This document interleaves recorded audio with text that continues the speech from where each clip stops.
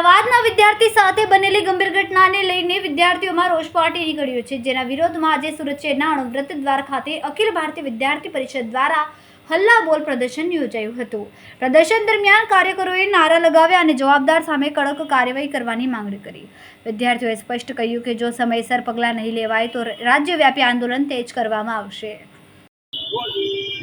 સુરત યોગીરાજ લક્ષ્મણ સુરત મહાનગર મંત્રીનું દાયિત્વ અખિલ ભારતીય વિદ્યાર્થી પરિષદ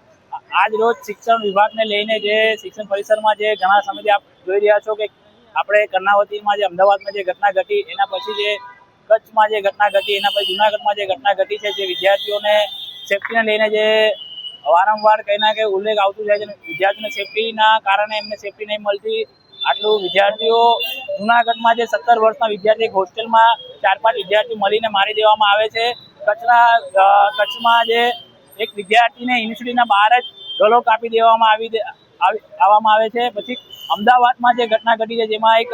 વિદ્યાર્થીને છુરીના ગોપીને એને મારી દેવામાં આવે છે, છતાં એ કચ્છમાં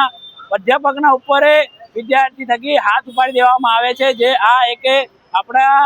શિક્ષણ પરિસરમાં એક શરમજનક ઘટના છે। જે એક આપણે ગુરુજીનો જે આપણે જે આદર કરતા હોઈએ છીએ, આપણે ગુરુજીને ઉપર આપણે હાથ ઉપાડીએ અત્યારે શરમજનક છે, જેને લઈને પૂરા પ્રાંતભરમાં અખિલ ભારતીય વિદ્યાર્થી પરિષદ આજેના દિવસે દરેક જિલ્લા અને દરેક જગ્યા મહાનગરોમાં વિરોધ પ્રદર્શન કરી રહ્યું છે, જેમાં જે સેફટીને લઈને સીએમ સાહેબ અને શિક્ષણ મંત્રી અને ગૃહ મંત્રાલયમાં આ જાણ થાય, જેથી જે વિદ્યાર્થીઓને સેફટીને લઈને કડક કંઈક નિયમ બનાવવામાં આવે અને પેટ્રોલિંગ જે કોલેજોના બહાર પરિસરના બહાર જે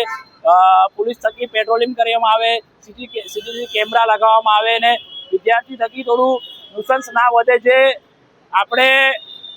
સિગરેટના જે શિક્ષણ પરિસરના બહાર જે બધા જે લુખ્ખા તત્વ જે લોકો હોય છે એ લોકોને ત્યાંથી દૂર કરવામાં આવે, જેનાથી શિક્ષણ પરિસરમાં સારો માહોલ હોય એને લઈને આ વિરોધ પ્રદર્શન કરવામાં આવે છે।